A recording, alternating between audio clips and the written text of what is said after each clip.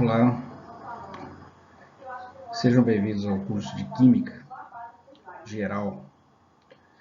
Esse curso nós vamos usar as apresentações do professor Cheng, do livro dele mesmo. Esse material foi utilizado com autorização da editora, que disponibiliza esse material para fins didáticos na sua página web. Esse material também está disponível para consulta na própria página da editora para os alunos. E aqui a gente estamos apenas acrescentando a narrativa e explicações para esses slides. Todos os direitos são respeitados, são da editora e do professor Cheng. Bom, vamos lá. A química, né? Química, o estudo da transformação. Esse símbolo que estamos vendo aqui do lado é o símbolo chinês para a palavra química, que significa transformação. É bem adequado, porque a química realmente ela estuda a matéria e suas transformações. É claro que as transformações ocorrem por efeito, interação com a energia, a energia que faz as coisas se moverem, se modificar, se transformar. Temos aqui, então, uma introdução para a química. É uma ciência fundamental, uma ciência básica, é necessária, fundamental para qualquer outra ciência, seja geologia, seja medicina, seja bioquímica, seja engenharia eletrônica. Tudo isso tem uma base química. Ela é uma das mais fundamentais das ciências. Você só vai entender bem o mundo de hoje se entender química. Então, desde um CD, de um DVD, esses materiais são constituídos, e são fabricados através do conhecimento da química. Então, ela está em todos nosso mundo cotidiano, ela está envolvida aí tanto na saúde, na medicina. Hoje existem materiais, próteses, que são feitos aí de materiais bastante resistentes, que são desenhados para atender certas necessidades. E essa construção desses materiais, as características deles são químicas. E é necessário conhecer química para entender o seu comportamento desses materiais, a resistência, a condutibilidade elétrica, térmica, também a flexibilidade, se é dúctil, se é flexível. Então, em saúde, também temos os medicamentos, infinidade de medicamentos que são desenhados para curar certas patologias. Sistema de saneamento, você tem que fazer tratamento de água, tem aí os aditivos que se adicionam à água para flocular a água, para matar bactérias, vírus. Então, são todos isso, esse tratamento, em última análise, para compreender a fundo, você tem que conhecer química. Então, note que para onde você for, o profissional que você queira ser, é indispensável que você conheça um pouco de química para entender tudo, porque tudo tem um pouco de química. Então é recomendável aí a gente aproveitar esse momento, o curso e vamos aprender de uma vez por toda a química. Vejam só, anestesias. Anestesia é uma substância que se aplica para causar normalmente uma anestesia causa aí uma perda de percepção de dor. Então, isso aí, de que maneira? São substâncias que você inala ou injeta na pessoa, ou até mesmo através de via oral, que acaba dessensibilizando, né, a transmissão dos impulsos nervosos aí que são responsáveis pela sensação de dor. Muitas vezes muito utilizado em cirurgia, mas existe também as questões de dor, estão em toda parte, dor de cabeça, em diversas patologias, em diversas enfermidades, contusões, traumas, enfim, a dor não só na cirurgia, mas também é uma constante na nossa vida e é algo, uma grande conquista que hoje a gente tem remédios, medicamentos que pode fazer aliviar a dor. Tem uma história da morfina, a própria cocaína tem uma história de anestesia, né? Entre outros, né? São normalmente opiáceos, né? Alcaloides que inspiraram a produção de compostos mais sofisticados, depois são sintéticos, né? Vacinas, antibióticos.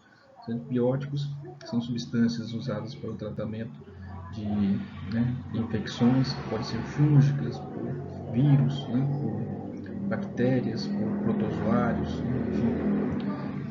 E você tem que conhecer muito bem esses organismos para poder produzir uma substância que possa causar morte, né, ao micro-organismo, ao patógeno, porém não às células humanas, né? Ou seja, tem que conhecer a química das reações que ocorrem entre essas substâncias e o micro-organismo, onde que vai atuar, de que maneira vai atuar, como você vai desenhar, como você vai criar uma substância dessa para ter um certo efeito. As vacinas também são substâncias que são normalmente feitas de antígenos que promovem e estimulam a produção de anticorpos no nosso corpo. Então, em última análise, isso também é química. A vacina, né, é uma substância química que promove uma resposta imunológica no seu corpo e, como consequência, produz anticorpos. Esses anticorpos se ligam a patógenos, né? E essas ligações, essas interações no meio vivo também se trata aí de reações químicas. A terapia gênica, né? Hoje é uma grande conquista, algo mais moderno, mais recente, de poder mexer diretamente na, nos genes para corrigir determinadas irregularidades, né? Deformações gênicas aí. Então se pode corrigir, né? Consertar genes defeituosos, ou até mesmo utilizar modificações genéticas para construir organismos geneticamente modificados que vão fazer certas funções aí, certas atividades que são de interesse. Então, você pode colocar um bacilo ou um micro-organismo para produzir insulina, né, mexendo na sua genética, ou para produzir aí um fator de coagulação sanguínea. Então, existe aí uma série de possibilidades muito importantes, né? Terapia gênica, e também se pode corrigir, né? Está se corrigindo certas enfermidades, certas doenças genéticas, fazendo aí correções nos genes do indivíduo. Então tudo isso, em última análise, envolve química, conhecimento químico, para entender profundamente como isso ocorre, né? Como que esses genes funcionam, de que eles são feitos, como que eles promovem uma resposta, como que eles se expressam. Então, em última análise, isso ocorre a nível molecular, a nível atômico, né? Se quiser entender profundamente, se quiser entender e poder manipular isso, alterar e fazer algo novo, você tem que entender como que isso acontece a nível químico. Energia e meio ambiente. Nossas fontes de energia, quase todas vêm de combustíveis, né, de combustão. Então a combustão é uma reação química também. Bom, também pode vir de células de energia solar, células fotoelétricas, né? E daí também tem química, né? Vem uma radiação, um fóton de luz que promove uma reação química nessas células. E isso pode ser compreendido em nível químico também. E isso tem a ver muito com o meio ambiente. As fontes de energias fósseis sabemos que promovem poluição, efeito estufa. Então tem uma série de fenômenos aí que podem ser explicados com a química, a acidificação dos mares, se pode entender, né, dessa maneira, a camada de ozônio, por que não devemos usar organoclorados, né, organofluorados, esses compostos são muito comuns em aerosóis, que também são muito utilizados em refrigerações, né? Aparelhos de refrigeração, seja de ar-condicionado, geladeira, enfim, todo o sistema utiliza muito gases que promove a destruição da camada de ozônio. E como que isso acontece? Por que devemos usar outro tipo de gás refrigerante? Então, é um desafio, e esse desafio, para ser vencido, necessita de um conhecimento químico para que você possa desenhar novas moléculas que vão ter o efeito desejado, refrigerante, aerosol, mas que não vai ter esse efeito destrutivo da camada de ozônio. Então tudo isso necessita de conhecimento químico. A energia nuclear também, a última análise, é uma área da química que trata de como que acontece, como que é o núcleo atômico, do que ele é constituído, né? O que é uma fusão nuclear, o que é uma fissão nuclear. É uma área também muito estudada pela física, mas que a parte introdutória, principalmente, é muito, uma área química, né? Se fala muito em química. A energia solar também, né? O que a energia solar é constituída, de que maneira ela interage com a matéria, tudo isso é química.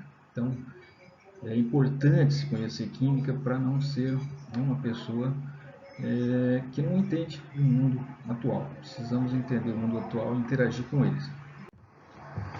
Então, continuando aí, ainda falando da importância da química, que é muito vasto, você poderia passar o dia todo falando dos usos da química, casos, né, em que a química é importante, descrever fenômenos, né, químicos importantes para o nosso dia a dia, que estamos convivendo com ele. Então, existem aí novos materiais e tecnologias, né, que são criados utilizando conhecimento químico, né? Seja aí nanomateriais, seja filtros, né? Seja aí material de biotecnologia. Então, sempre necessitamos de conhecimento químico para desenhar materiais que têm atividades adequadas, seja aí para criar uma prótese, né, humana, para criar uma pele artificial, né, para proteger uma queimadura, né, ou até mesmo para proteger soldados na guerra, ou bombeiros com incêndio. Então tudo isso daí novos materiais. Existe uma infinidade de novos materiais sendo criados para mais diversas finalidades, seja para proteger as naves espaciais na reentrada da atmosfera, né, e que tenham uma maleabilidade, resistência à temperatura, condutibilidade térmica adequada, materiais que possam transportar medicamentos no nosso sangue para levar até um tumor e soltar o medicamento lá no tumor. Então, são uma infinidade de novos materiais e novas tecnologias que têm como base a química. Polímeros, né, que são substâncias químicas, né? Temos aí os plásticos, os PVC, né, polivinilo, temos aí o poliéster, temos o nylon. Então, tudo isso são polímeros. Temos os polímeros, não só os polímeros inorgânicos, que são como esses ditos, mas também temos polímeros orgânicos, que são as biomoléculas, que são os aminoácidos que constituem aí as proteínas, são polímeros de aminoácidos. Temos os carboidratos, né? Temos a celulose, temos a glicose podendo se em cadeia, dando como resultado aí o glicogênio também, né? E temos também os polímeros de ácidos nucleicos, né? Os ácidos nucleicos são polímeros de nucleotídeos, né? São bases, né? Então, cristais líquidos, né? Usados para telas de celulares, de TV e muitos outros aí, painéis, né?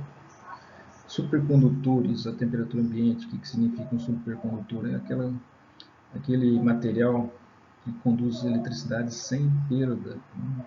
Então isso é importante. Quando você transporta eletricidade por um fio, o fio aquece e essa energia térmica é perdida para o ambiente. Então, grande parte da energia elétrica hoje, que são produzidas em hidrelétricas, ao longo do transporte aos grandes centros, se perde na forma de calor. Muitos aparelhos necessitam, todo o aparelho tem aquecimento, perda de eletricidade por aquecimento. Então, por que isso acontece? Porque os condutores eles têm uma resistência elétrica. A eletricidade não flui por esses fios, por esses equipamentos, que no mundo moderno, de forma sem perda, ele sempre existe uma resistência na corrente elétrica.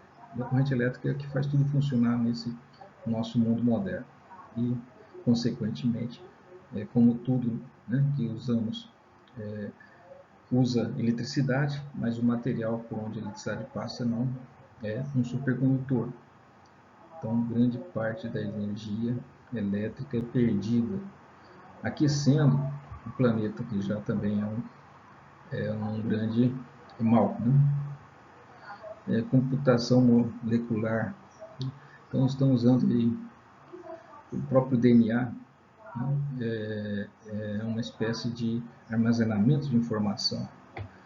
Então, um DNA contém os genes, contém as informações genéticas para construir nossos organismos.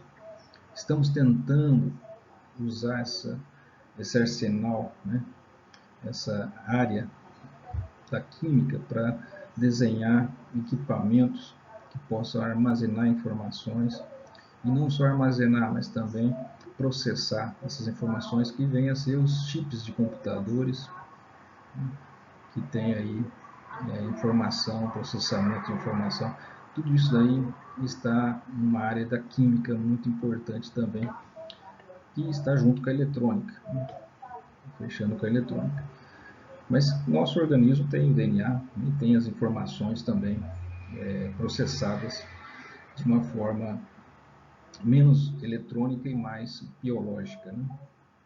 Mas é química também.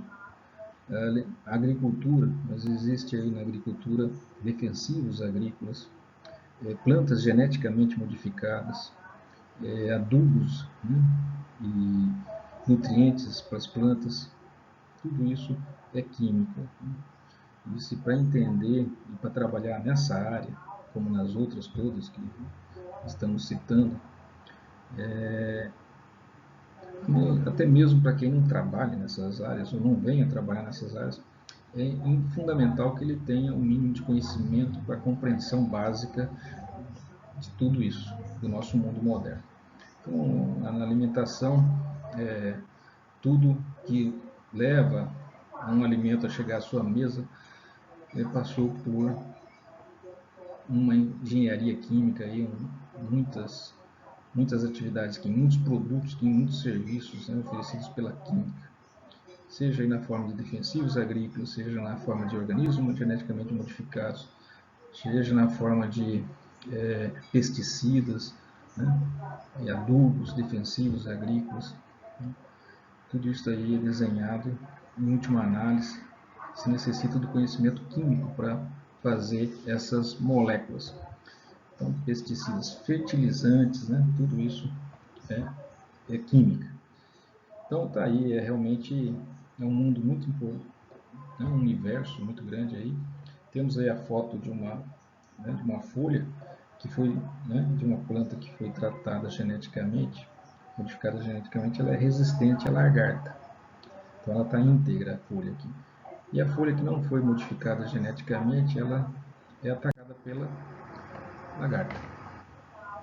Então, o estudo da química, sempre temos aí duas áreas distintas, né?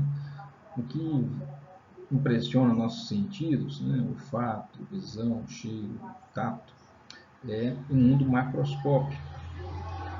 Então, a gente consegue perceber mudanças macroscópicas que impressionam nossos órgãos de sentidos, certo?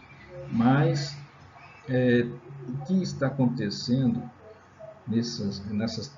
no fundo, né, dessas transformações que visibilizamos nós podemos ver, está no mundo microscópico a explicação. Né? Aqui temos vendo os pregos, né, se enferrujando. Um químico, quando vê isso, você pode ver, né, como todos nós, o químico também, que está havendo mudança das características, né, do metal. Aquela superfície de um prego novo, que possui apenas átomos de ferro, com, né, um brilho característico, né, com propriedades características, começa a ser substituído por uma substância amarelada que começa a cobrir a superfície dele. E essa substância não é mais ferro, é uma coisa distinta, diferente, que tem outras propriedades. E o que está acontecendo? Então, o oxigênio, aqui representado em vermelho, né, um gás que está presente na atmosfera, está bombardeando a superfície do prego, que é formada de ferro. Aqui o ferro. E daí acontece uma união química entre o ferro e o oxigênio para formar a ferrugem, que a gente chama de óxido de ferro, que no caso seria o óxido de ferro 3.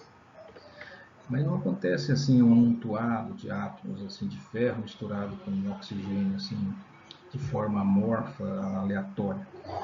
Ela se organiza de forma muito ordenada, né, e uma proporção fixa, e tem uma característica bem peculiar, né? Ponto de fusão, cor, né? Tudo isso daí são as propriedades dessa substância nova, que é a ferrugem, que chamamos de ferrugem, que é o óxido de ferro. Daí, né, uma reação química acontece. Por que acontece? Como podemos evitar? Como a gente pode promover uma reação química para obter um produto diferente da ferrugem? Obter um produto, né? Como tratar o ferro para evitar que ele se enferruje? Né? Existem bilhões de dólares, bilhões de toneladas de ferro que se oxidam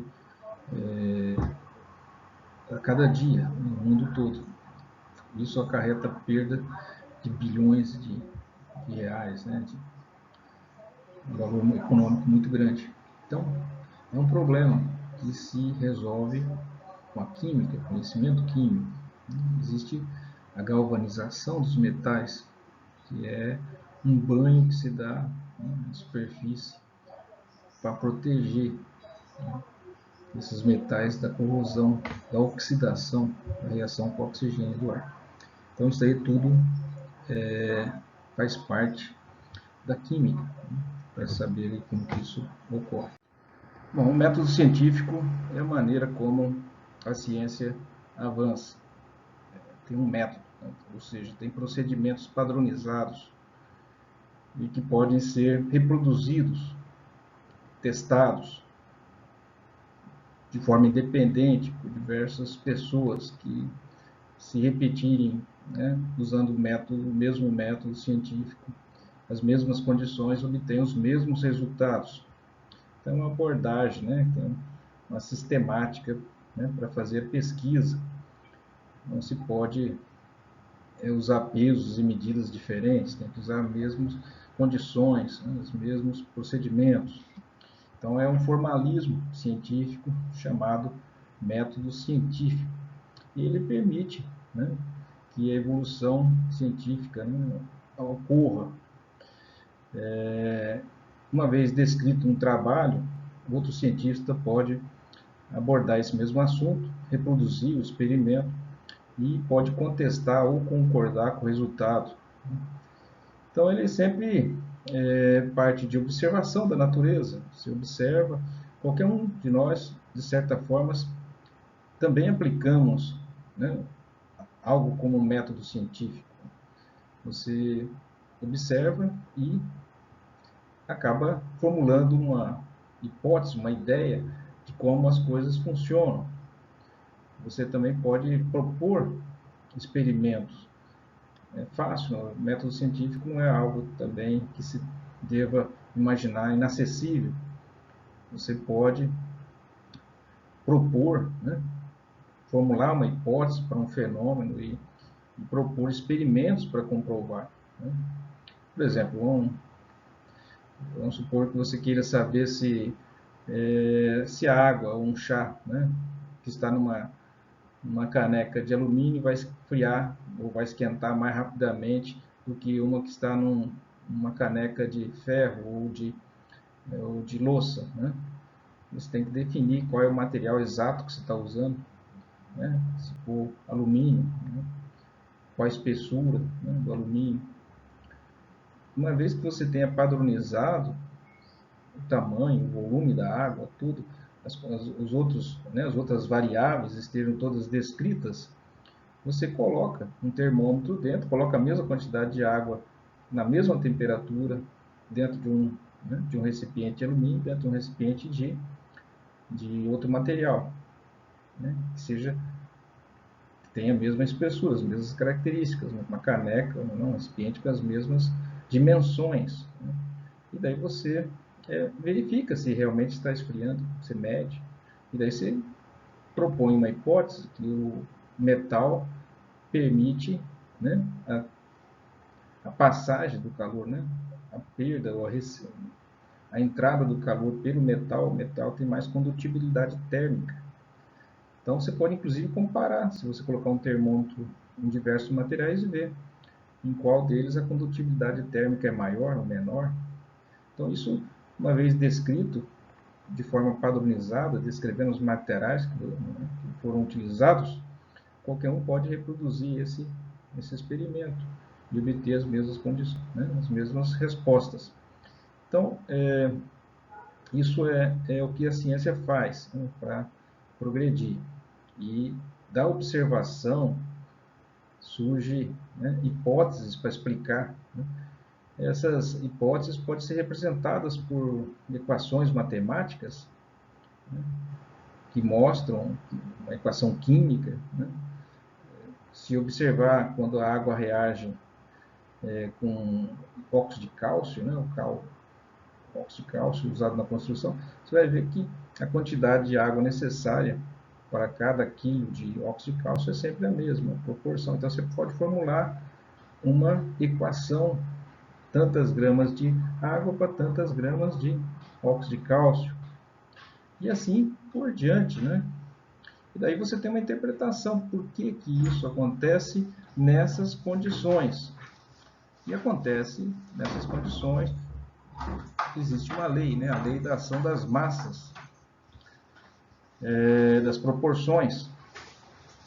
Então, é assim que as coisas funcionam. A gente interpreta o mundo e, claro, sempre vai exigir, né, tecnologias para fazer experimentos mais sofisticados, que exigem maior, mais, né, mais instrumentos de medida mais precisos ou experimentos que sejam mais sofisticados.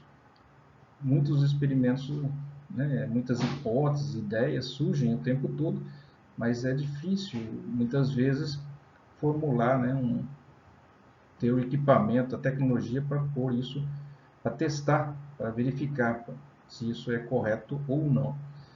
Então, o método científico, muitas vezes, ele né, resulta numa hipótese, ou a hipótese pode ser testada também através do método científico. E se uma hipótese é comprovada, ela pode, através de vários experimentos, ela pode se transformar numa teoria. Teoria é quando várias hipóteses, vários experimentos são testados que comprovam aquela ideia, aquela lei, né, aquela hipótese.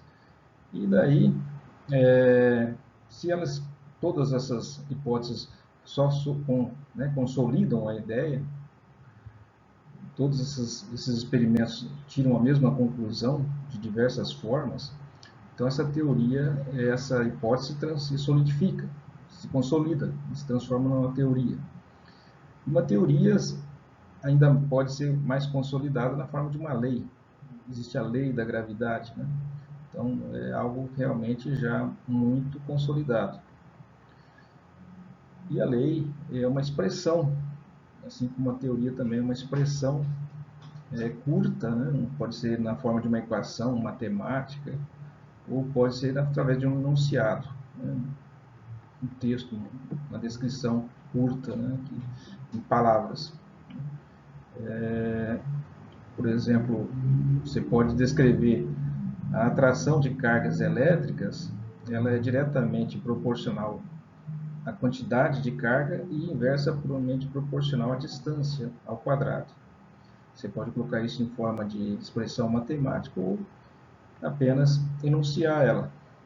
Os ímãs do polo norte e sul se atraem, polos contrários se repelem. Então, isso daí também já foi comprovado. Então, tudo isso pode ser descrito em forma de parágrafo ou até mesmo equação matemática, que é uma forma muito concentrada e resumida de demonstrar. Então, a hipótese é uma tentativa de explicar um processo, um conjunto de observações, e elas são testadas. E uma hora, se alguma dos testes contradizer a hipótese tem que ser modificada ou adaptada ou até mesmo abandonada.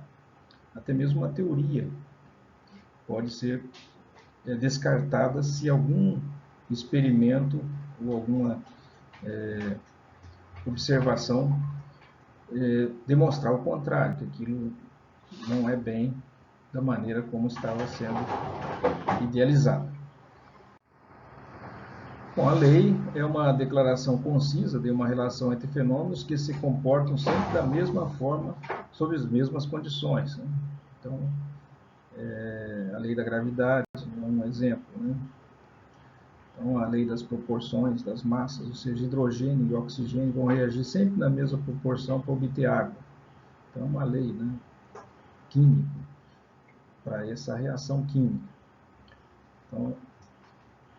Então, por exemplo, uma primeira lei de Newton, que a força é igual a massa vezes a aceleração. Se você tem uma certa quantidade de massa, para você fazer com que essa massa adquira uma certa aceleração, uma certa velocidade, você tem que aplicar uma força. E a força vai ser tanto maior quanto mais pesado for o objeto para atingir a mesma aceleração. Então é fácil você empurrar uma bola de bilhar, ela pega uma certa velocidade com facilidade. Mas se a massa, em vez de ser uma bola de bilhar, for uma bola de boliche, você vai ter que fazer uma força muito maior para adquirir a mesma aceleração.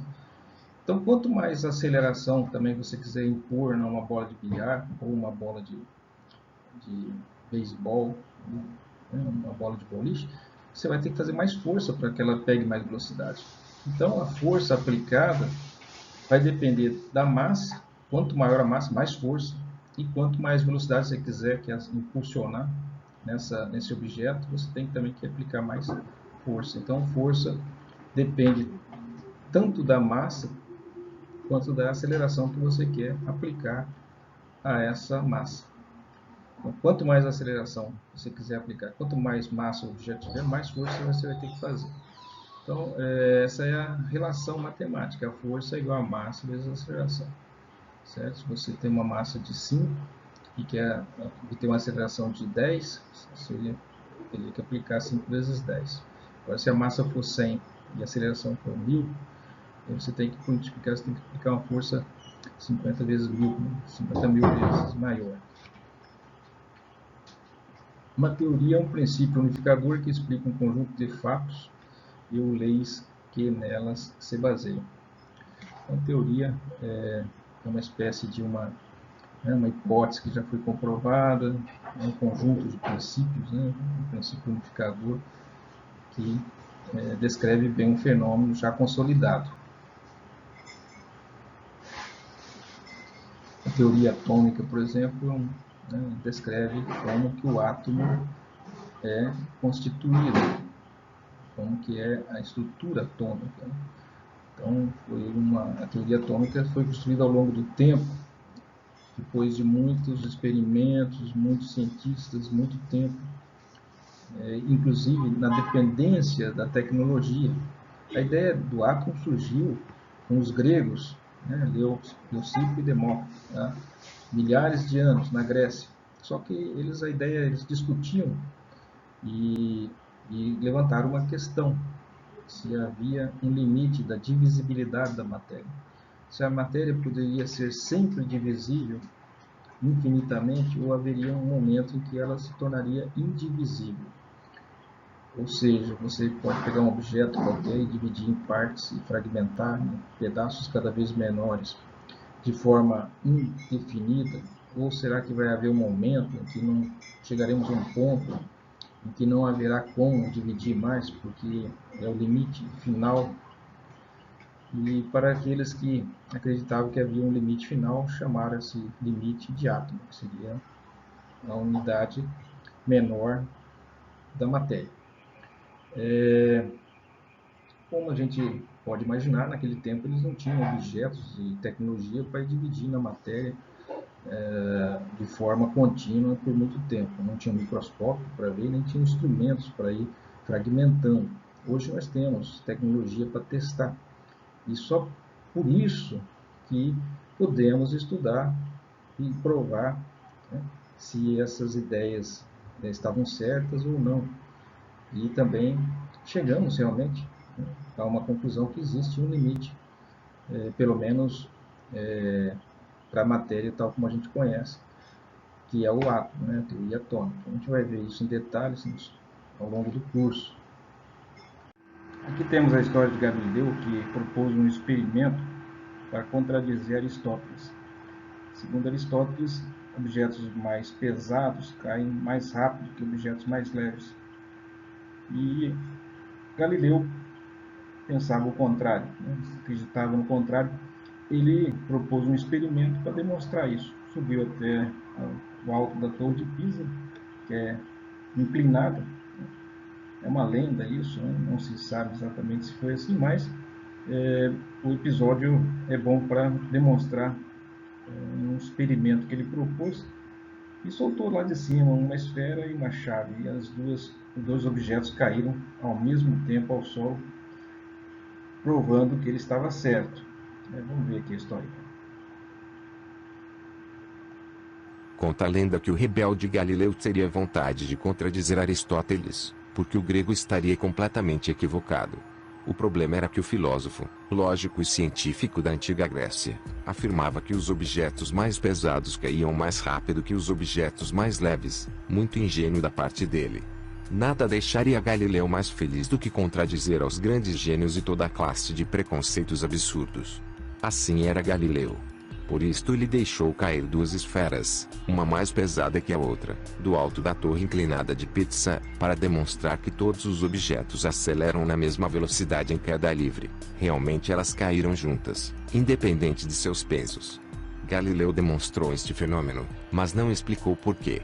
Isto já seria tarefa de um jovem inglês que, repousando na sombra de uma macieira em uma quarta-feira, receberia uma maçãzada na cabeça. Naquele tempo era muito difícil de realizar experimentos pela falta de tecnologia, mas 4 séculos depois as coisas mudaram. Nas instalações da NASA, em Cleveland, Ohio, na maior câmara de vácuo do mundo. Neste local são realizadas experiências para a vida no espaço, e para isto foi removido 30 toneladas de ar que haviam em seu interior, a fim de criar um vácuo quase perfeito, sempre ficam umas 2 gramas. Nesta câmara foi realizada uma experiência para provar que todos os objetos, sem importar o peso, são afetados pela gravidade da mesma forma, e caem mais rápido que as penas, por causa da resistência do ar. E ficou comprovado que, após a remoção de todo o ar do interior da câmara, Galileu tinha toda a razão.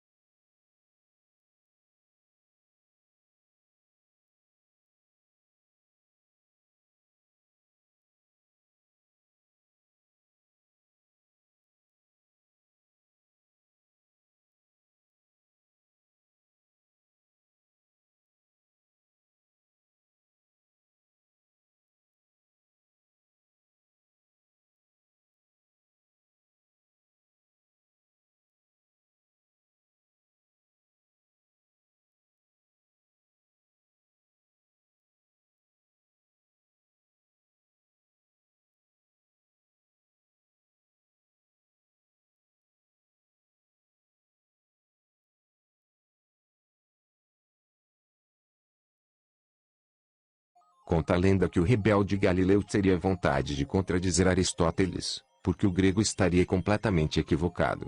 O problema era que o filósofo, lógico e científico da antiga Grécia, afirmava que os objetos mais pesados caíam mais rápido que os objetos mais leves, muito ingênuo da parte dele. Nada deixaria Galileu mais feliz do que contradizer aos grandes gênios e toda a classe de preconceitos absurdos. Assim era Galileu. Por isto ele deixou cair duas esferas, uma mais pesada que a outra, do alto da torre inclinada de Pisa, para demonstrar que todos os objetos aceleram na mesma velocidade em queda livre. Realmente elas caíram juntas, independente de seus pesos. Galileu demonstrou este fenômeno, mas não explicou por quê. Isto já seria tarefa de um jovem inglês que, repousando na sombra de uma macieira em uma quarta-feira, receberia uma maçãzada na cabeça. Naquele tempo era muito difícil de realizar experimentos pela falta de tecnologia, mas 4 séculos depois as coisas mudaram. Nas instalações da NASA, em Cleveland, Ohio, na maior câmara de vácuo do mundo. Neste local são realizadas experiências para a vida no espaço, e para isto foi removido 30 toneladas de ar que haviam em seu interior, a fim de criar um vácuo quase perfeito, sempre ficam umas 2 gramas. Nesta câmara foi realizada uma experiência para provar que todos os objetos, sem importar o peso, são afetados pela gravidade da mesma forma, e caem mais rápido que as penas, por causa da resistência do ar. E ficou comprovado que, após a remoção de todo o ar do interior da câmara, Galileu tinha toda a razão. Bom, conforme vimos no vídeo anterior, Galileu contestou Aristóteles quanto à velocidade com que corpos de massas diferentes caem ao solo. E naquele tempo ele subiu até o alto da torre de Pisa e soltou uma esfera e uma chave, e as duas caíram ao mesmo tempo. Mas ele foi contestado dizendo como que uma pena então cairia com a mesma velocidade que uma esfera, né? Se a sua ideia é certa. E a verdade é que realmente uma pena cai com a mesma velocidade que uma esfera, desde que não exista ar, porque o ar causa a resistência da queda. Nesse vídeo a gente vê um experimento realizado numa câmara de vácuo da NASA, e eles retiraram todo o ar de uma câmara e soltaram uma pena e uma esfera, e realmente elas caíram com a mesma velocidade, comprovando o que Galileu havia afirmado. Vamos ver aí o vídeo.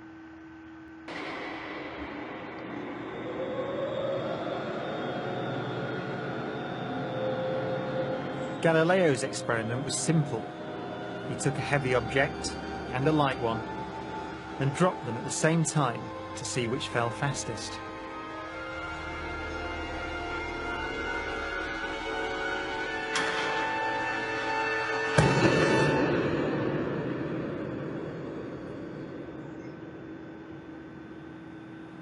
Now in this case, the feathers fell to the ground at a slower rate than the bowling ball because of air resistance.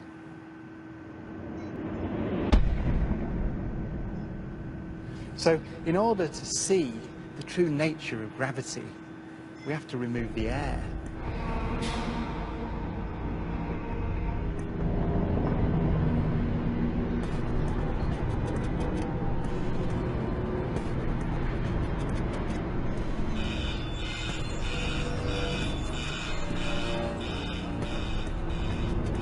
It takes 3 hours to pump out the 800,000 cubic feet of air from the chamber.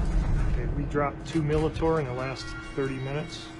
But once it's complete, there's a near perfect vacuum inside. 6104 manual, 10% open. Station 1, go for drop. PCV 30-1, pressure set point at 240 psi. ER, go for drop. 10, 9, 8, 7, 6, 5, 4, cameras on, 2, 1, release.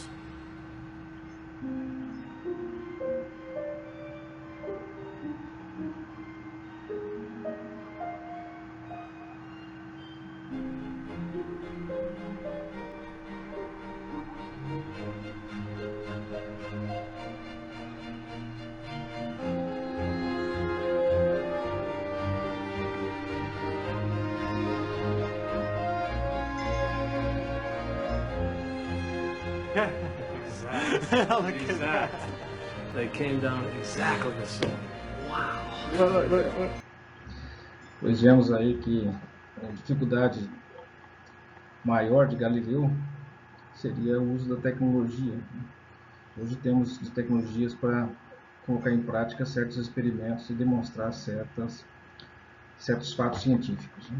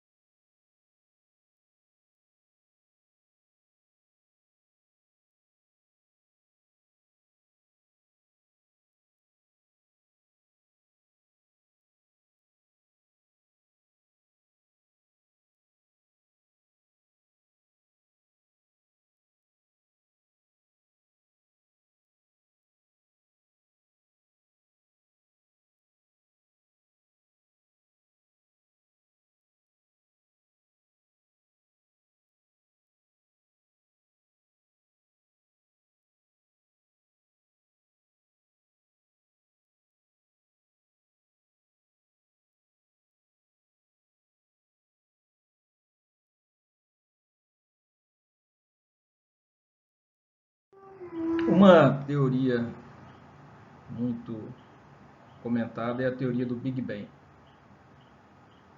E essa teoria foi proposta em 1940 por George Gamow, que, através de uma série de observações, ele chegou à conclusão de que o universo tinha surgido através de uma grande explosão, que chamou de Big Bang, grande explosão. Mas tudo na ciência tem que haver uma comprovação, né? A pessoa tem que se basear em algum dado experimental, em alguma observação que o faz acreditar que isso seja verdade.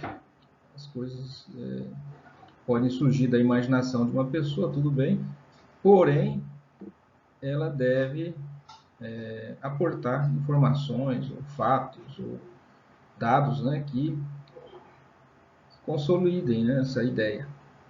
No caso, essa ideia, né, essa hipótese que ele formulou em 1940, de que o universo teria surgido de uma grande explosão, se baseou em algumas observações.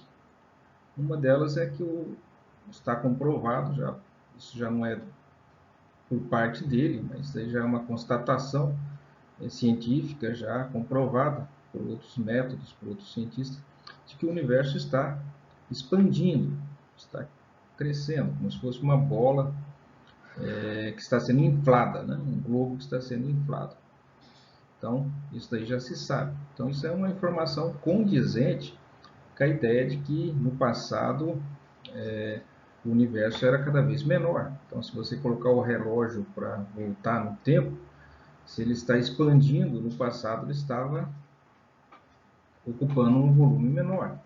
E quanto mais retrocedemos no passado, mais compacto ele vai ficando, menor vai ficando. Então, como está expandindo, é típico, né, de uma explosão. Isso é uma das né, constatações que corroboram essa hipótese de Gamow. Outra coisa que também ajuda nessa confirmação dessa hipótese é a radiação cósmica de fundo. O que seria essa radiação? Quando algo explode, deixa, né, um sinal. E esse sinal é a radiação cósmica de fundo. Seria como o eco, né? O eco de uma explosão. A gente sabe que uma explosão sempre é algo que tem uma temperatura muito alta no centro da explosão. E com o passar do tempo, com a expansão, né, da explosão, o material esfria. Isso aí acontece também com explosões assim que estamos acostumados a observar. Então, se sabe que realmente existe uma temperatura no universo, uma temperatura que ainda do esfriamento da explosão inicial. E essa temperatura que permeia todo o espaço conhecido é o calor remanescente da explosão. E toda a energia, todo o calor, toda a temperatura remanescente, ou de qualquer outra forma, ela é uma radiação térmica, por assim dizer. Então, essa radiação de fundo é o calor remanescente da explosão. E ela foi encontrada. Existe realmente um calor remanescente de uma explosão no cosmos, né, no universo observado. E isso pode ser detectado com aparelhos. Os aparelhos realmente, essa calor, né, por assim dizer, de fundo, essa energia térmica remanescente, ela é uma espécie de radiação, e essa radiação ela está na faixa da micro-ondas. Então, o calor, por exemplo, que a gente sente normalmente é da infravermelho, são radiações eletromagnéticas na área do infravermelho. E essa radiação está tão fria, né? Está em torno de 5 graus Kelvin, né? Ou seja, em torno de 270 graus abaixo de zero, 3 graus Kelvin, algo assim. Então está muito frio, mas ainda existe um calor remanescente da explosão. E isso foi detectado e comprovado. E não só isso, né? Condizente com uma explosão, esse calor estaria igual em todas as direções do universo. Então não poderia haver lugares mais quentes e mais frios, né? Mas, pelo fato de ter sido uma explosão que tomou conta de todo o espaço, era de se imaginar que realmente esse calor fosse igual em todas as direções do espaço. E de fato é assim. Então mais um ponto para comprovar a hipótese de Gamow. Outro dado importante é o L primordial. Esse L primordial são os átomos, né? Os átomos de hélio. Quando ocorre uma explosão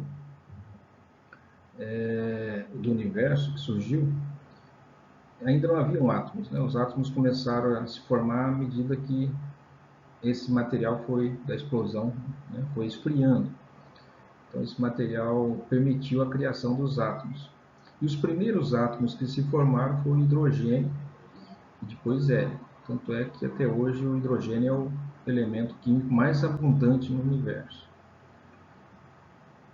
E ao observar através de telescópios poderosos quasares que estão nas bordas do universo conhecido, 10 bilhões de anos-luz de distância, se vê umas estruturas essas chamadas quasares que emitem luz muito intensa, radiação muito intensa. E essa radiação, ao chegar nos nossos telescópios, passa por um material que está entre nós e o quasar. E essa luz ela interage com o hélio, né? E com o hidrogênio, todo o material que tiver no universo, nesse espaço, né? Vazio. E eu vi essa luz, ela sofre alterações, porque ela é absorvida e emitida pelo hélio, né? Cada átomo emite e absorve determinadas radiações. O hidrogênio também emite radiações e também absorve radiações eletromagnéticas. E essas radiações emitidas pelo hélio são características, né? São características do elemento. Então se identifica, se sabe que é hélio que está permeando o universo, além de hidrogênio. E o fato da gente encontrar hélio a distâncias tão extremas quanto 10 bilhões de anos-luz, né, significa que esse hélio existe no momento da criação do universo, no momento que se formou esses né, quasares. Isso também foi observado. Então, são mais informações que dão mais solidez à hipótese de George Gamow. E, no fim, todas essas constatações realmente levam à conclusão de que realmente houve uma explosão. São várias constatações. E, por isso, essa hipótese já ganhou o status de uma teoria. A teoria da grande explosão, Big Bang. Certo? Então, são desse jeito que se propõe, né, avanços na ciência. Nada impede que algo no futuro venha a contradizer a teoria do Big Bang. E daí a teoria terá que ser descartada ou adaptada, modificada, para conseguir se enquadrar aí com as observações que porventura apareçam no futuro. Até o momento, tudo que se viu no universo comprova a teoria do Gamow.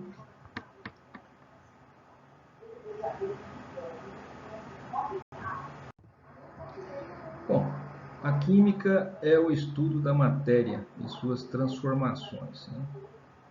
Então, e a gente sabe que para ocorrer qualquer transformação necessita de energia. Então, a química intimamente ligado com a energia. A energia, em suas diversas formas, promovem modificações, transformações. Então, a química tanto produz energia quanto pode absorver, né, energia e a substância, a matéria. E quando essas energias são liberadas ou absorvidas, estão normalmente acompanhadas de transformações. E essas transformações podem ser transformações de natureza física ou química. A gente vai ver e estudar cada uma delas. Matéria é tudo que tem massa e ocupa lugar no espaço. Uma substância é uma forma de matéria que de composição definida e propriedades que a distinguem. Então, isso é para diferenciar uma substância de uma mistura. A matéria tem substâncias e tem mistura de substâncias. As substâncias, elas possuem propriedades definidas. Por exemplo, uma substância água é uma substância. Ela tem ponto de ebulição definido, ela tem densidade definida, ela tem ponto de ebulição definido.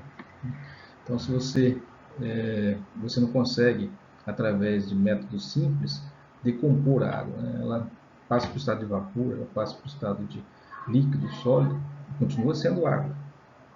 Agora, misturas, elas sofrem desproporcionamento. Às vezes, uma das componentes evapora mais rápido ou solidifica antes, né? Tem ponto de fusão diferente. Então, como estão misturados, a propriedade da mistura é um pouco mais heterogênea, né? não é tão definida, vai depender da proporção das substâncias que vai dar, né, da mistura, né, a composição da mistura. Uma mistura de ferro e carbono, por exemplo, se você tiver mais carbono, é o ferro doce, mais mole. Se você tiver menos, vira o ácido inoxidável, né? Então depende da proporção, então já muda as características. Agora as substâncias são difíceis de serem decompostas, né? Você não consegue decompor uma substância por métodos físicos, apenas por métodos químicos. Então está aqui exemplos, né, de substâncias, né, nitrogênio líquido, o ouro, né, cristais de silício, são todas substâncias que têm propriedades bem definidas. Uma substância pode ser uma substância pura, simples, ou pura composta. Uma substância pura, simples, é quando ela é formada apenas por um tipo de átomo, né, átomo de ferro. Então, né, daí você só tem ferro na estrutura, ou hidrogênio, ou nitrogênio, ou até mesmo ouro, ou silício. Uma substância pura composta é quando a substância é formada por mais de um tipo de átomo. Hidrogênio ligado ao oxigênio para formar água, uma substância pura composta. Uma mistura é uma combinação de duas ou mais substâncias que, mesmo combinadas, conservam suas identidades distintas. Então, você pode colocar aí uma mistura de água com açúcar, né? Você tem a água e tem açúcar juntos, mas são duas substâncias que possuem suas identidades, elas só estão misturadas, né? Você pode separar elas por processos físicos, né? Com evaporação, né? Com a evaporação a água sai e fica o açúcar. Então, pode ser também por peneira, por filtração, quando uma delas é um sólido, né? Então, as misturas a maior parte das substâncias, da matéria que a gente encontra no nosso ambiente são misturas, né, de diversos compostos. Está tudo misturado. A tendência das coisas se misturarem. Quase tudo é mistura. Existem misturas homogêneas, né, quando você não consegue distinguir, usando até mesmo microscópios, você não consegue distinguir as partes. Por exemplo, a água com açúcar, se você colocar ela se dissolver totalmente, você não vai conseguir ver as moléculas, né, o que é açúcar do que é água, né? Você não consegue visualizar, né, mesmo usando microscópio. Então, isso se chama homogêneo. Agora, uma mistura heterogênea, aqui exemplo de mistura heterogênea é composta, a composição não é uniforme em toda a sua extensão, né? No caso aí, existe as fases, se chama heterogêneo porque existe fase, então pode ser bifásica, trifásica. Por exemplo, água e óleo, né, não é homogêneo porque você vê as fases, né? A mistura homogênea ela é toda uniforme, né, igual, ela não tem fases, né? Então você não consegue distinguir as fases, ainda que ela seja formada de uma mistura de substâncias, você não consegue ver, distinguir as substâncias ali naquele meio. Então, o leite, você olhando no microscópio, você vai ver que ele é formado de gotículas de óleo, né? Ele é uma emulsão, então ele já não é uma substância, uma mistura homogênea, é heterogênea. A solda alguns tipos de solda podem ser visíveis, outras não, né? Pode ser também uma mistura heterogênea. No refrigerante você vê as bolhas de gás, né? Uma mistura heterogênea, uma mistura que tem duas fases, uma fase gasosa e uma fase líquida, né? Então, uma mistura, né, de gás e água, né? O cimento e a limalha de ferro com areia, se você misturar limalha de ferro com areia, né, você tem uma mistura heterogênea de dois sólidos. Você pode separar usando um ímã, por exemplo, você passa um ímã e o ferro separa da areia. Então é uma mistura heterogênea, você consegue ver as partículas. O cimento também, ele tem uma composição heterogênea, você consegue ver a composição, né, os elementos que constituem o cimento.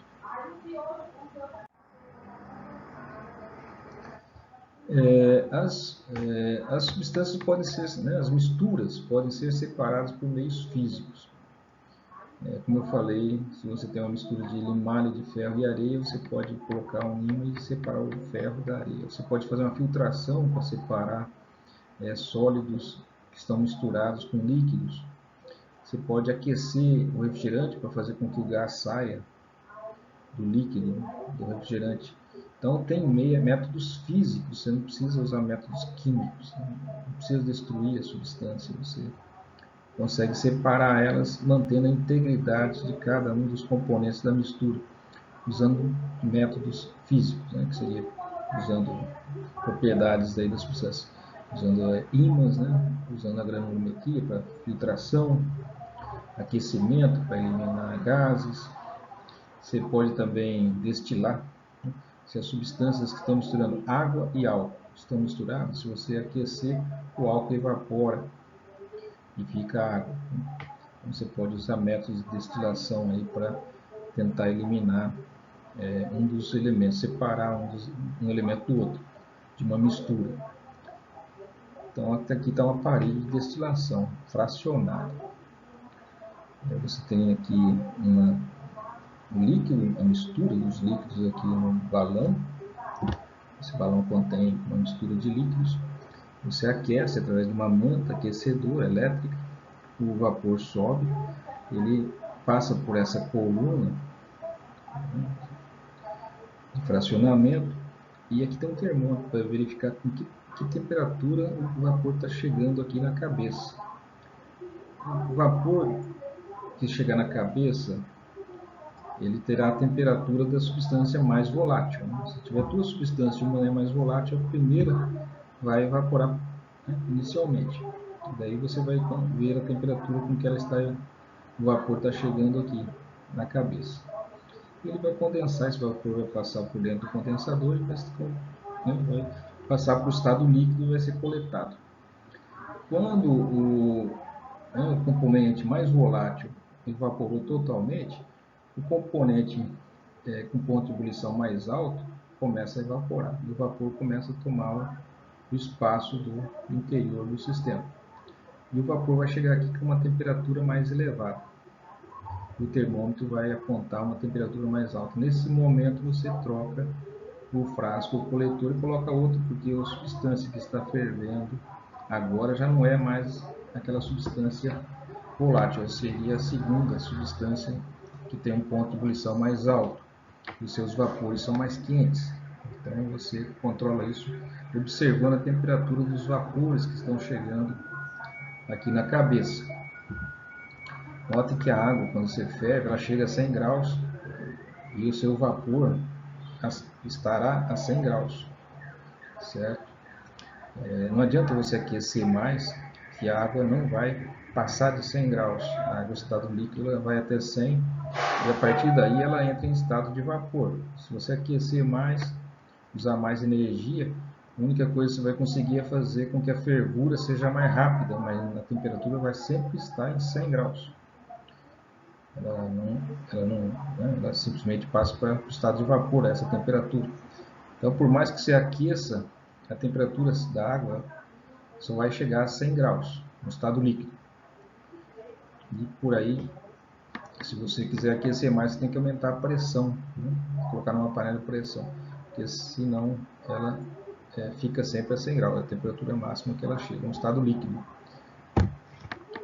Aqui, para separar uma limalha de ferro da areia, você coloca um ímã. O ímã puxa os metais, né, o metal, o ferro, e a areia fica separada do metal. Isso aí são métodos físicos, né? Se você colocasse um ácido aí para dissolver o ferro, né, e ficaria a areia separada, porque o ferro seria dissolvido pela água. Seria um método. Você também pode tentar usar um método, mas daí seria um método químico. Um método químico de separação. Você estaria destruindo o ferro, na verdade. destruição, uma dissolução do ferro. Você também, um método físico, por outro lado, você mantém a integridade dos dois componentes da mistura. Você também pode usar um ventilador para soprar, e as substâncias mais leves são levadas pelo vento e as substâncias mais pesadas se mantêm. Quando eles lavando café ou com palha, né, joga aquelas peneiras e o vento vem e leva as palhas e o feijão não é levado. Então é uma maneira, também é usado industrialmente esses métodos. Um elemento é uma substância que não pode ser separada em substâncias mais simples por meios químicos. Então, uma mistura, você pode separar ela usando métodos físicos, né? Você separa os componentes. Se você quiser destruir um deles, você pode também destruir ou transformar eles usando um reagente químico, um ácido, para corroer, né, destruir ou dissolver um ferro, por exemplo. Agora, um elemento químico, ele não pode ser separado, você não pode decompor ele. Então, o hidrogênio, a molécula de água, você pode decompor ela em hidrogênio e oxigênio, porque é uma substância composta. A água é composta de hidrogênio e oxigênio, para formar H2O, moléculas de hidrogênio. Se você quiser separar a água de outras coisas, você separa. Mas você não pode separar o hidrogênio do oxigênio, que senão se destrói a molécula de água. Ela larga de ser água, ela passa a ser hidrogênio e oxigênio. Então, um elemento químico, o oxigênio, por sua vez, você não tem como destruir ele, transformar ele, né?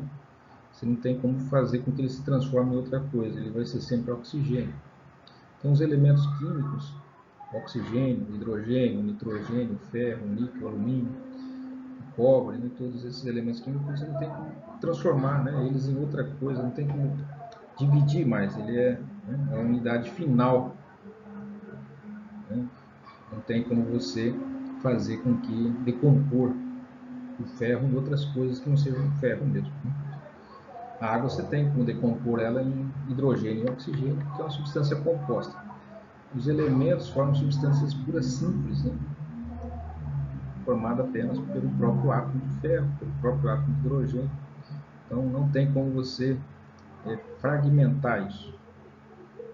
Ferro, você não tem como dividir o ferro em outras coisas menores, ou separar ele e fragmentar ele.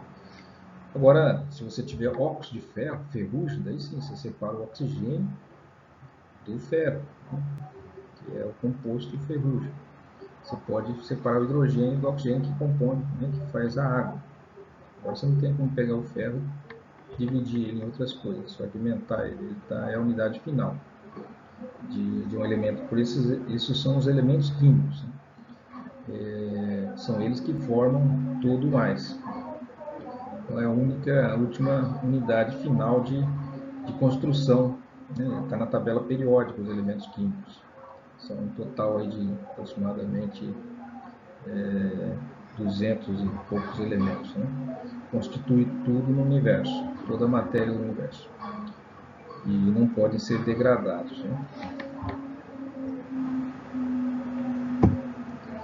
Então, aí, 114 elementos diferentes, né?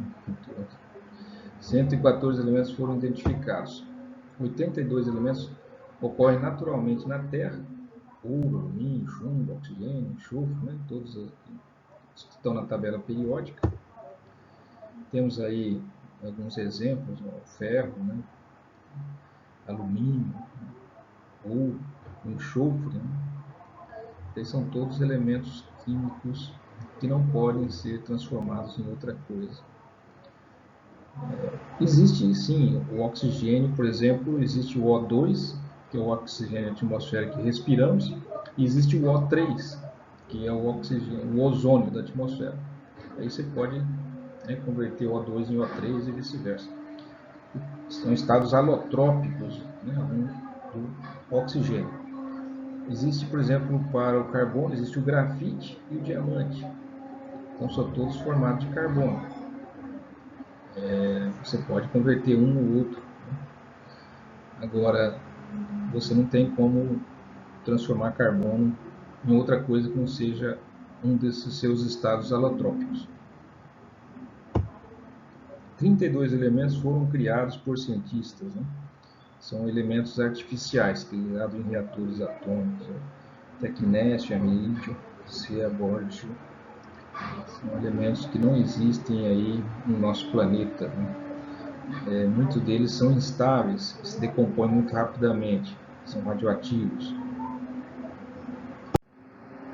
Alguns elementos comuns e seus símbolos. Então, os elementos alumínio, Al, sempre utiliza uma letra maiúscula e, quando necessário, uma segunda letra minúscula. Certo? Nunca são duas letras maiúsculas, são uma maiúscula obrigatoriamente e, se houver necessidade, uma minúscula. Alumínio Al, arsênico AS, bário BA, bismuto Bi, cromo BR, cálcio K, carbono C, cloro Cl, cromo Cr, cobalto CO, né? Flúor, né? Tá todos aí. Tem um nome e tem um símbolo. Esses símbolos são originários do nome do elemento em latim, né? Por exemplo, sódio, ele não é SO nem nada disso. Sódio é Na porque vem de natrio, é o nome latim para sódio. Prata, né? É Ag porque em latim prata se chama argentum, né? Chumbo é Pb porque é plumbum, né? Potássio é com K, né? Platina também com P. Fósforo, né? Sabemos que muito o som do F é escrito com P, né? PH. Fósforos, né? Com PH. Enxofre é sulfuro, né? Por isso que está o S ali, sulfuro. E assim vai, né? Um composto é uma substância, né? É uma substância composta. Então, existem as substâncias simples e as substâncias compostas. A substância simples é formada pelo mesmo elemento químico. Então, o hidrogênio é H2, né? O oxigênio tem O2 e tem O3. São substâncias simples. E substâncias compostas é quando são formadas de dois tipos atômicos ou mais tipos atômicos diferentes. H2O é formado de hidrogênio e oxigênio.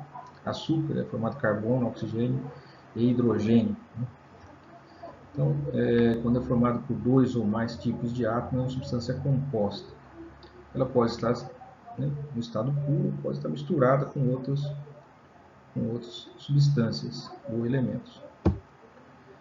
Compostos somente podem ser separados em seus componentes constitutivos, elementos, através de meios químicos. Então, um composto químico, o açúcar, né, o quartzo, o gelo seco, que é o dióxido de carbono, a própria água, né, você não tem como separar o hidrogênio do oxigênio, senão você destrói a água, ela não larga de ser água. Então, é um processo químico. Então, toda vez que você pegar aí um composto, né, uma substância pura composta, né, seja o açúcar, seja o sal de cozinha, seja o fluoreto de lítio, o quartzo, o gelo seco, que é o dióxido de carbono, se você quiser separar os elementos que constituem essas substâncias, você vai destruir elas, né? Ela larga de ser o gelo seco, larga de ser gelo seco. Se você separar o carbono do oxigênio, que forma o CO2, que é o gelo seco, né? Dióxido de carbono. O quartzo é sílica, né? Óxido de silício. Então, separar o oxigênio do silício, larga de ser quartzo, você destrói a substância, o composto. Fluoreto de lítio, né? Formado de lítio e flúor. Então, se você pegar por algum processo químico, né? Somente através de processos químicos, você altera essa composição. Daí você destrói a substância e ela se transforma em outro tipo de substância. Então, métodos químicos que fazem isso. Métodos físicos, você não promove essas destruições, né? Métodos físicos, você passa do estado líquido para o estado de vapor, para o estado sólido, né? Então, eles são métodos físicos, você mantém a integridade da substância, do composto. Matéria é tudo que a gente vê aí no universo, se você olhar ao seu redor, tudo que você vê até o seu corpo, tudo mais é matéria. Só que essas matérias são formadas por misturas, quase tudo que vemos são misturas. Nosso corpo é formado de proteínas, de uma infinidade de substâncias diferentes, polímeros, inclusive, água, né? Temos aí de tudo no nosso corpo. Temos, inclusive, metais, né? O ferro da nossa hemoglobina, o cobalto, né? Algumas vitaminas, né? Assim vai. Fósforo, né? No nosso DNA, nossos ácidos nucleicos, né? Então a gente vê substâncias e misturas, quase sempre estão misturadas, as substâncias formando as diversas estruturas que vemos ao nosso redor. Mas existem substâncias puras também, né? O alumínio, normalmente, que formam as esquadrilhas, os materiais que estão à nossa volta, o ferro, está sempre em um estado de pureza relativamente bom, ainda que esteja misturado com certas proporções de carbono, com outras impurezas. Mas é o mais próximo de substâncias puras que temos no nosso cotidiano, o níquel, as moedas, né? Também são misturas, são ligas metálicas normalmente. Quase sempre estão misturadas, são substâncias ou elementos químicos misturados. As substâncias podem ser elementos, né? Ou podem ser compostos. Então existem as substâncias puras simples, que são os elementos químicos, e as substâncias puras compostas, que são formadas são moléculas, por exemplo, formadas de diversos tipos atômicos. Como a água é um exemplo. O elemento já seria o oxigênio, seria um elemento químico, enquanto a água seria um composto de hidrogênio e oxigênio. As misturas, existem aí misturas homogêneas e heterogêneas. Então, homogêneas é quando a gente não consegue distinguir, né, as fases. E heterogênea é quando você consegue distinguir fases, né? O óleo fica separado da água, né? Fica por cima, então existe uma fase líquida e uma fase oleosa.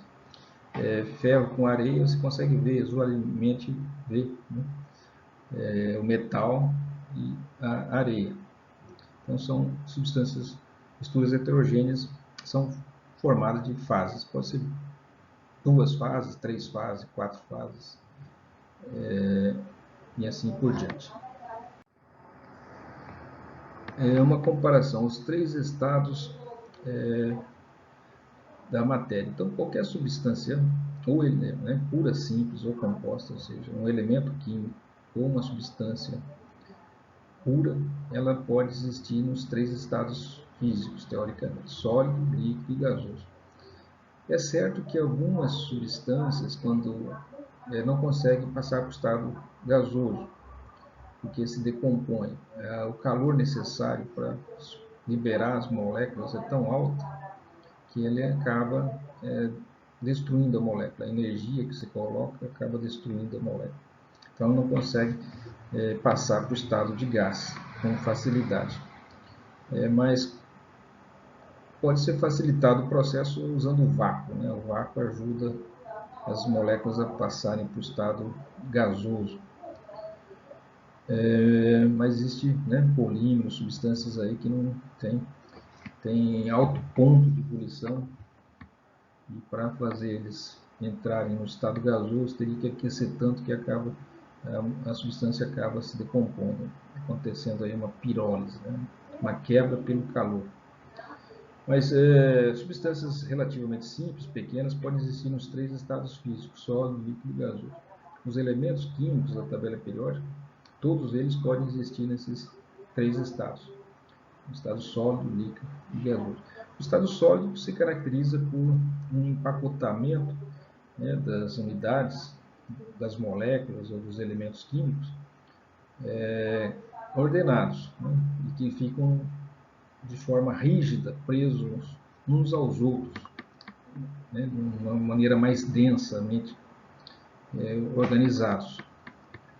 Enquanto no estado líquido, as unidades, né, sejam moléculas, sejam elementos químicos, já estão se movendo, mantendo uma pequena distância entre essas unidades, elas se movem como se estivessem deslizando uma pelas outras.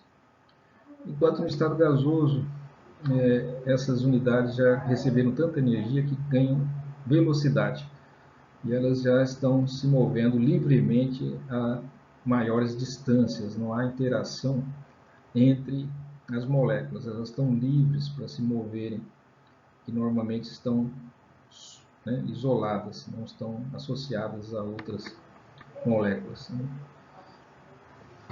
Então aí está. É claro que o estado sólido tem um formato fixo, né? O estado líquido já é maleável, se adapta ao recipiente, e o estado, assim como o estado gasoso. O estado sólido é dificilmente comprimível, você não consegue comprimir muito, compactar mais, porque já está compactado. O estado líquido aceita uma certa compressão, mas também resiste bastante. O estado gasoso aceita ser comprimido. E uma maneira de liquefazer os gases aplicar pressão e diminuir a temperatura, que você consegue liquefazer os gases. Aqui temos a oportunidade de ver a água nos seus 3 estados físicos, ou seja, sólido, líquido e vapor.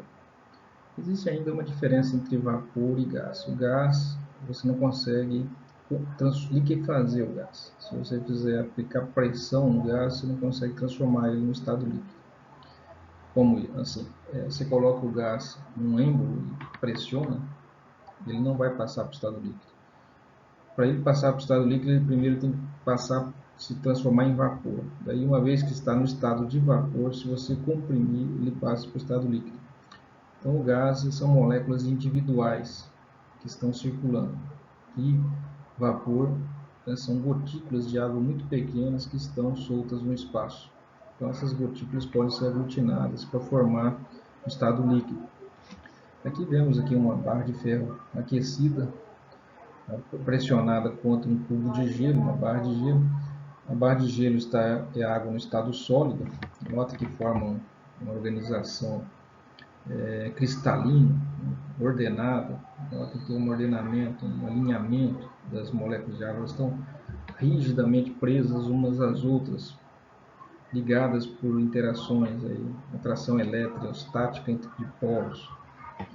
Enquanto no estado líquido elas já não têm mais esse ordenamento, perdeu essa ordem, elas se movem, né? É maleável, é uma estrutura que se adapta ao recipiente. Enquanto no estado de vapor, aqui na verdade seria um vapor, a água está em forma de pequenas gotículas. O vapor, quando aquecido, ele passa para o estado gasoso, né?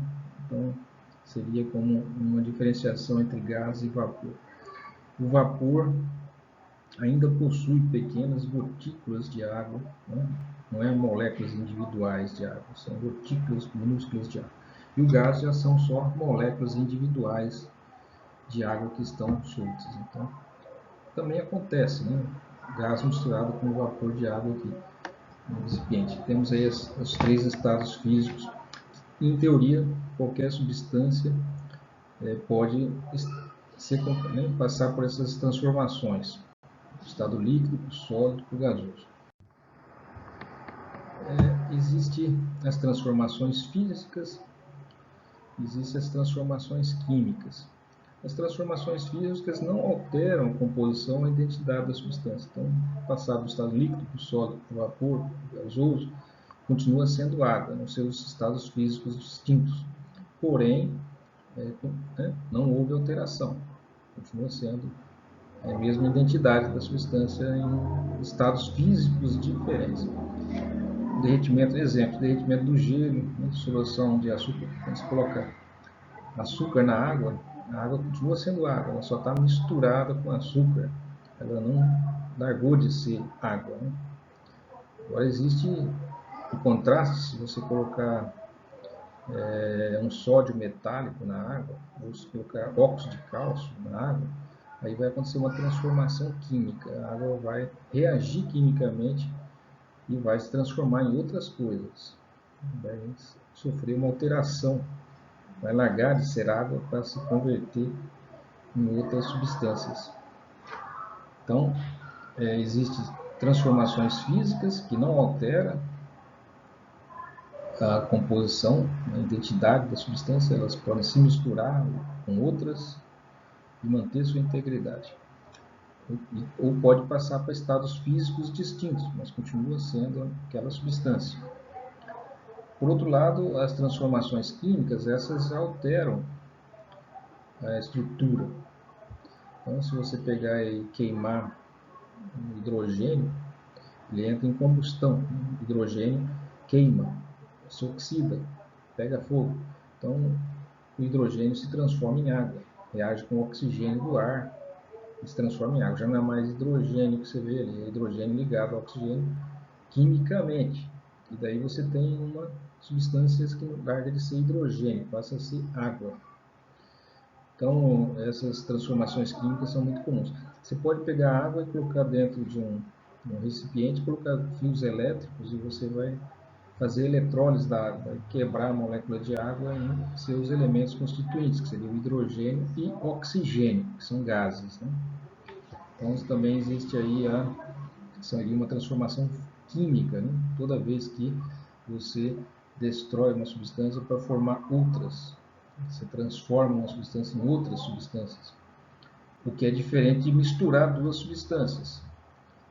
Você mistura duas substâncias, nem sempre elas reagem quimicamente. Elas podem estarem ocupando ali, estarem juntas, né? Formando uma mistura e mantendo as suas identidades.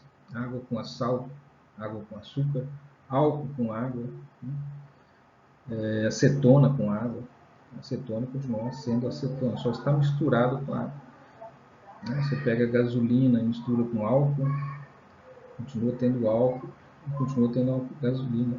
Elas estão só misturadas, mas você pode separá-las através de métodos físicos, contra ebulição, peneiração, também magnéticos, quando é o caso. Propriedades extensivas e intensivas. As propriedades extensivas da matéria dependem da quantidade de matéria que está sendo considerada.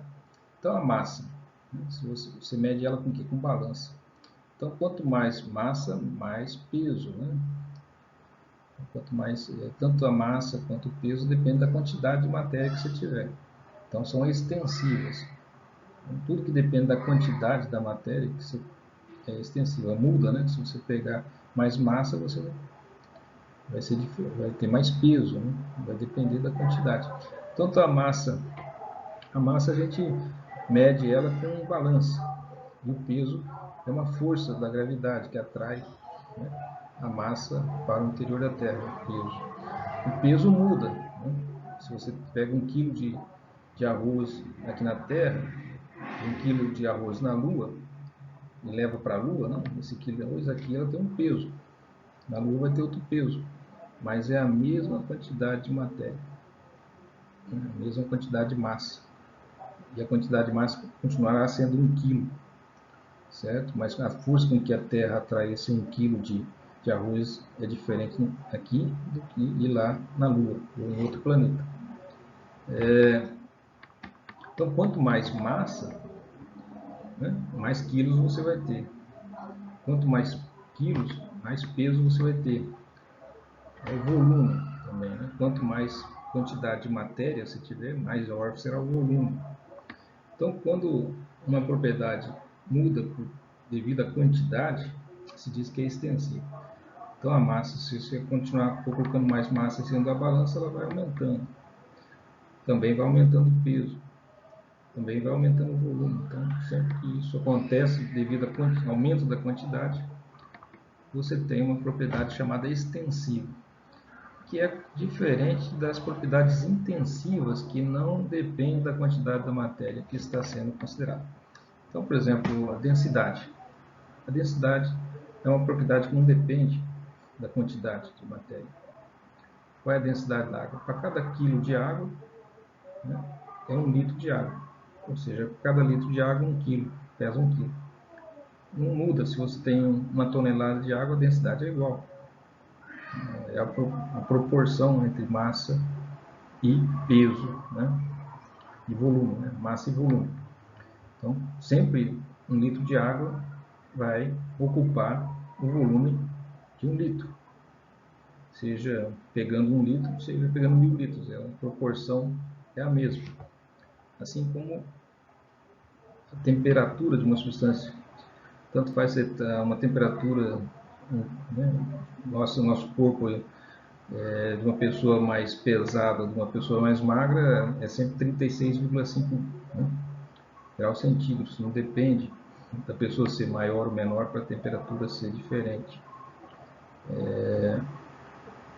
Quando você pega e tem um tanque cheio de água fervente, você pode tirar uma pequena quantidade ali, né, um copo daquela água, colocar o termômetro, continua sendo a mesma 100 graus centígrados. Não depende de você pegar mais ou menos quantidade de água fervente para ter temperaturas diferentes. Então, nota, quando depende da quantidade da massa que você pega, daí sim é extensivo, vai ter um volume maior. Por exemplo, você mede o volume com litros, né, metros cúbicos, né? Então, quanto mais matéria, maior o número de metros cúbicos, maior o peso. Quanto mais massa você colocar, mais peso na balança. Então aumenta. Agora a densidade não. A densidade é uma propriedade intrínseca, né? Não depende da quantidade. A temperatura também não. Se você pegar né, se tiver aí uma piscina e você coloca o termômetro né, na borda da piscina e veja se a temperatura está 25, 30 graus centígrados, se você pegar um copo daquela, vai continuar a mesma 30, né, a mesma temperatura, não vai alterar. Então, quando você pega quantidades diferentes de matéria e mantém a propriedade, ela é chamada intensiva. Outro exemplo é a cor, né? Tanto faz você pegar 100 gramas de carvão, ou pegar uma tonelada de carvão, a cor dele vai ser a mesma. Então, não muda pela quantidade. Diferente é a massa. A massa de 1 kg de carvão é diferente. Se colocar na balança aí uma quantidade de 1 kg, vai pesar uma quantidade. Colocar mais, vai pesar outra quantidade. O volume também vai ser diferente. Então, essas propriedades que mudam com a quantidade de matéria são chamadas extensivas. As que não mudam com a quantidade de matéria são chamadas intensivas. A cor não muda, por exemplo. Você pode pegar 100 gramas ou uma tonelada de carvão, vai continuar sendo a mesma cor, né? Assim como a temperatura, se uma parte está quente, você pega uma pequena fração, está naquela mesma temperatura, não muda. Matéria, tudo que tem massa e ocupa lugar no espaço, certo? Então tem massa, né? Você sabe que dá massa porque você coloca na balança e ela tem volume, ocupa lugar no espaço, tem volume, tem massa e tem volume. Para ser matéria tem que ter essas duas propriedades, sabe? Massa e volume. Ocupar lugar no espaço é ter volume. Massa é medida com balança. Você usa as unidades quilograma, né, miligrama, centigrama, tonelada. Né? É o sistema internacional de medida. Peso já é a força com que a gravidade, né, atrai os objetos. Então, eu tenho a mesma massa. Minha massa é 80 quilogramas. Né? E se eu for para a Lua, eu continuo com os 80 quilogramas, mas lá o meu peso vai ser diferente. O peso é a força, entende? Que a gravidade atrai as massas para o centro do planeta onde você está localizado. Uma força que nos prende na superfície da Terra, senão a gente sai flutuando por aí. Então é uma coisa diferente. Não muda a minha massa, a quantidade de matéria, não muda por eu estar na Terra ou estar na Lua. Vai ser a mesma quantidade de matéria. Só a força com que os corpos são atraídos em lugares diferentes, né? Se eu estiver também no espaço, meu peso vai ser diferente de estar sobre a superfície da Lua.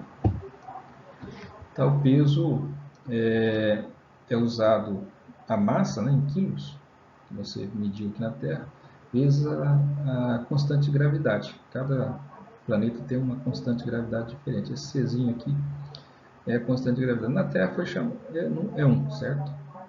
Na Lua é 1/10, né? 1/10 do valor daqui na Terra. Então na Terra é 1, na Lua é 1/10 do valor da Terra. Então se uma pessoa pesa 80 quilos aqui, vai pesar 8 quilos na Lua. E vice-versa.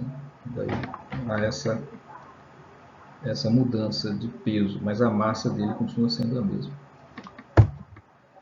Uma barra de 1 kg pode pesar 1 kg a força na Terra e 0,1 kg a força na Lua. É uma maneira também de medir a força. A força com que a Terra atrai 1 kg de massa chama 1 kg a força. Tá? Lá na Lua, claro, como a gravidade lá é 1/10 da Terra, ela vai atrair com 1/10 da força com que a Terra atrai. Será 1/10 do que tivesse sido medido aqui na Terra. O Sistema Internacional de Medidas, a gente vai deixar para falar na próxima aula.